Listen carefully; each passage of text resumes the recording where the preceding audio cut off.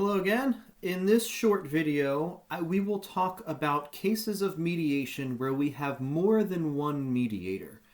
So in all of the examples that we've looked at so far, we've had just a simple mediation model where we have one x variable, one y variable, and one mediator. And if we find mediation, our conclusion is that M, the mediator, explains the relationship between x and y. Now, what we're going to do in the rest of this lecture is I'm going to tell you about situations where we might have more than one mediator. Now, before I go any further, I want to forewarn you that the stuff that's in this lecture is not stuff that you'll be tested on. So this stuff will not be on your exam. Hopefully that doesn't cause you to immediately turn the video off. But this is stuff that is good to know in general, and it's stuff that you might want to use in your own research. Because the designs are now getting progressively more complicated. So there are two different ways in which we could have more than one mediator in a model. We could have what's called parallel multiple mediation, where we have two mediators. In this diagram, they're called M and W, that are both mediating the relationship together, so to speak, at the same time. So the theory here is that X influences both M and W, and then in turn, both M and W influence Y. And we're actually going to look at an example of parallel mediation starting on the next slide. The other way we could have multiple mediators is by having them in serial. So serial multiple mediation, where we have two mediators, but they're not working together. They're working in a particular order. So in a model like this, we would hypothesize that X is indirectly affecting Y because X impacts M, M affects W, and W affects Y. So we've kind of added another link in the chain here, so to speak, with serial multiple mediation. Whereas parallel, M and W are working in parallel. So an example of parallel multiple mediation. This is the first example of mediation that we saw a few videos ago. If we want to explain the relationship between money and happiness, we could hypothesize that people with more money eat more donuts, and people who eat more donuts are happier. So in that case, donuts would be our mediator. However, money can also buy other things that might make us happy, like pie and beer. So here we would have three mediators. Money allows us to buy all three of these things, and all three of these things contribute to our happiness. All three of these things are working in parallel, together. So this would be considered parallel multiple mediation. For serial multiple mediation, we could break down this money-happiness relationship into more discrete steps. So we could say, okay, money leads people to buy donuts. People with more money buy more donuts. But then the sugar in donuts affects us physiologically. It might increase the amount of endorphins that we have in our system. And then in turn, endorphins increase happiness. So this would be an example of serial multiple mediation. Money leads to donuts. Donuts produce endorphins. Endorphins make us feel happy. In process, if we want to do parallel multiple mediation, we can keep using the same model we've been using all along, Model 4. Even though every time we've used Model 4 so far, we've only included one mediator, Model 4 actually allows us to include up to 10 mediators, so 10 M variables that we could put in that M variable box. And again, we're going to spend the rest of this video looking at one specific example of a study that tested for parallel multiple mediation. Serial multiple mediation is a little more complicated. We have to use a different model for it. We would use Model 6, and we would enter both of our mediators, and importantly, we'd have to enter them in the order that we want them. So whichever one we want first would have to be listed first, and whichever one we want second would have to be listed second. Whereas for parallel multiple mediation, since they're all working together, the order in which we enter them doesn't make a difference. Okay, so let's look at an example of parallel multiple mediation. If we were in class as normal right now, I would ask you, who is this guy? And hopefully someone would say that's Bluto from the classic movie Animal House drinking a bottle of Jack. Animal House is kind of the classic, college frat drinking movie, but there's a whole bunch of movies in that vein. Think about like Van Wilder and Old School and all that stuff. Apparently, research has found that people who watch more of those movies also drink more alcohol in the real world. So that the number of college, they call them college movies, that you've seen predicts how much college students actually drink when they're in college. Now, this study kind of went one step further to try to explain why that relationship exists. So our X variable is the number of college movies that you've seen. Our Y variable is how much students actually drink. And here's the model that they propose. The model that they propose has 5 parallel mediators in it, and we're going to go through these one at a time.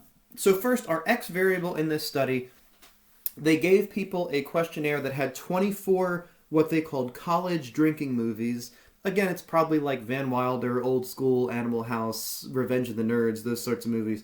And there were 24 of them, and all they did is just counted the number of movies out of the 24 that the participants had seen. The Y variable was a measure of their self-reported drinking behavior. So they basically asked these college students to report how frequently and how much they drink. Now, the 5 mediators, the 5 variables that these researchers thought might mediate this relationship were as follows. The first one, I'm still frankly not entirely clear on what it is. They call it college alcohol beliefs. It's a scale that measures the extent to which students have internalized the college drinking culture. So I'm guessing this scale measures their endorsement of drinking while you're in college. A second mediator is what they called positive alcohol expectancies. This was a scale that measured the extent to which students believe that drinking will have positive effects. They also measured negative alcohol expectancies, which is the extent to which they believed alcohol would have negative effects. So far, you can kind of imagine that people who watch more movies might expect more positive outcomes and fewer negative outcomes from drinking. And those two things in turn would maybe influence how much they actually drink. Our next mediator are descriptive norms, meaning how much do students think that the average college students drink? Do they think that it's normative to drink a lot, normative not to drink a lot? Watching the movies might make them think that college students drink more than they actually do. And if they think everyone else is drinking, they might be more likely to then drink themselves. And then lastly, norms dealing with their immediate friend group. So the extent to which they believe that their own friend group approves of drinking as a 5th potential mediator. This is a slightly outdated version of process that I have on these slides, so I apologize for that in advance, but I don't think it's fundamentally different from the version that we're using right now. Of course, our X variable is the number of movies that they've seen from the 24 movies on that list. The Y variable is their self-reported alcohol use. And we're going to put all 5 mediators, and again, since they're operating in parallel, the order doesn't matter, but I matched up the order to the model in the previous slide. We're going to put all 5 mediators in the M variables box. Make sure we have model 4 selected, the same model we've been using for mediation all along. And then in the options menu, first, as we usually do, we're going to select the total effect model. We're also going to select the option to compare indirect effects. So if we find more than one significant indirect effect, this will compare those effects against each other and tell us which mediators are more influential than others in terms of explaining this relationship. So here's what that output is going to look like, scrolling all the way to the bottom to the total and indirect effects portion of the output. The total effect is significant. So overall, people who watch more movies do tend to drink more. The direct effect is also significant, but it got weaker. So the C path is 0.32. The C prime path went down to 0.22, which is still significant, but it got weaker. So we're going to call this partial mediation here. This last bit of output looks first at the total indirect effect. And by total, I mean the indirect effect through all 5 mediators combined. You can kind of think of this as like testing an overall model, right? This is looking at the combined effect of all 5 mediators.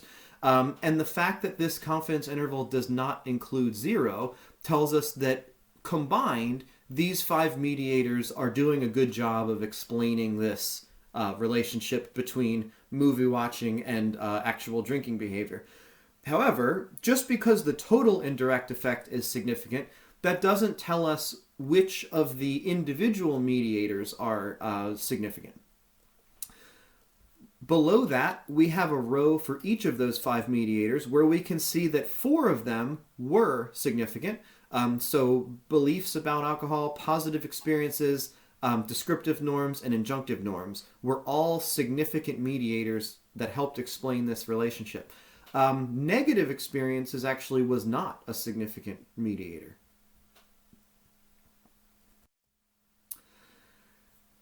Because we checked the box to compare indirect effects, we also get a section of output that compares the different indirect effects against each other.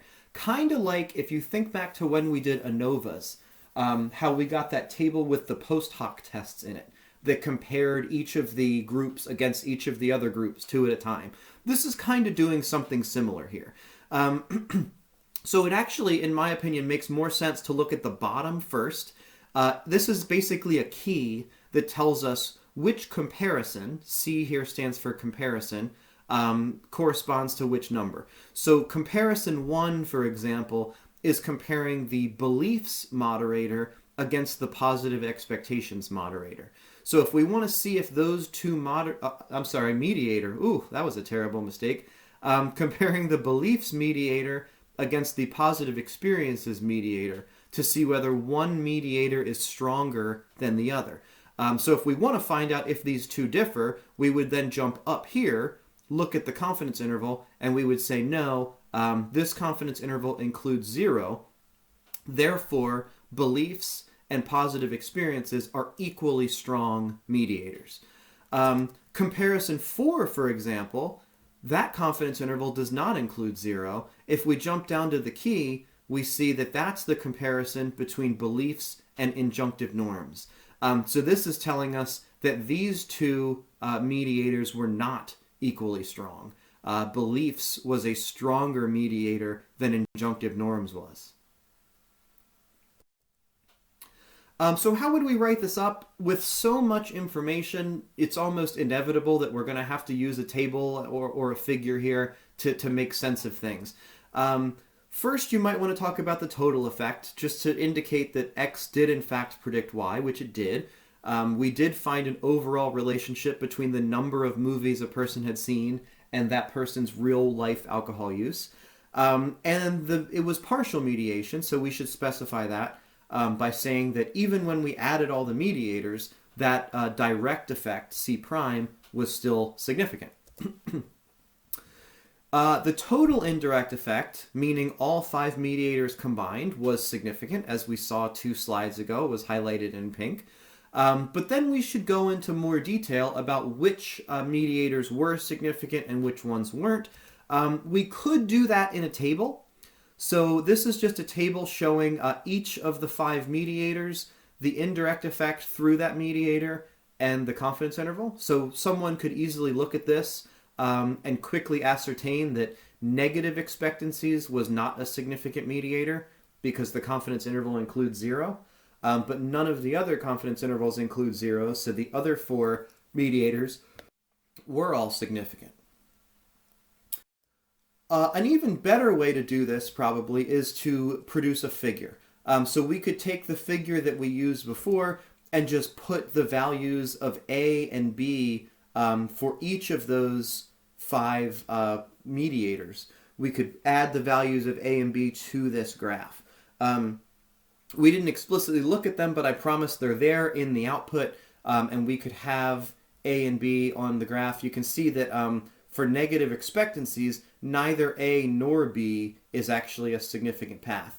But for each of the other 4 mediators, the A and B paths are both significant, and we can also sneak in the direct effect there, C prime, to remind the reader that this is partial mediation, not complete mediation. Here's how they reported their results in this study. First, this is kind of unusual, but they sort of do a retrospective, like a history of how to test for mediation. And they go through Barron and Kenny and Sobel and Hayes and bootstrapping and process. So I'm guessing they wrote this paper for a journal where the audience doesn't usually have much stats knowledge, so they felt compelled to explain how one tests for mediation. But then when they actually reported their results, they just used the Hayes method. So for the total indirect effect was significant, which is consistent with what we saw, and 4 of the 5 mediators produced significant effects. And just like we did, they compared the 5 mediators against each other to see which ones were stronger and which ones were less strong. And they ultimately produced a table that looked like this. So for each of the mediators, they describe the indirect effect. For the total indirect effect, they describe that as well. And then they also describe all of the contrasts, so the comparisons of the different mediators against each other. So for each of the 5 mediators and for the total effect, they multiplied the A path times the B path for that particular mediator. Here are the results of the Sobel test, telling us whether the amount of the relationship explained by that mediator was significant or not. And as you can see, it's significant everywhere except for negative expectancies. And then for the confidence intervals, the way we interpret those is, does it include 0 or not? And the only one that did include 0 was, again, negative expectancies. That was the only one of the 5 mediators that wasn't significant. So again, just to reiterate, I'm not too concerned about your understanding of this. It's not something that I'm going to test you on, but I want you to be aware that there are often much more complex models that can be built, more so than the very simple mediation models that we've seen. And really, the sky is kind of the limit in terms of what we can use process to do. And as modeling becomes a more commonplace feature of research and hypotheses, it's going to be increasingly important to have a more sophisticated understanding of how all this stuff works.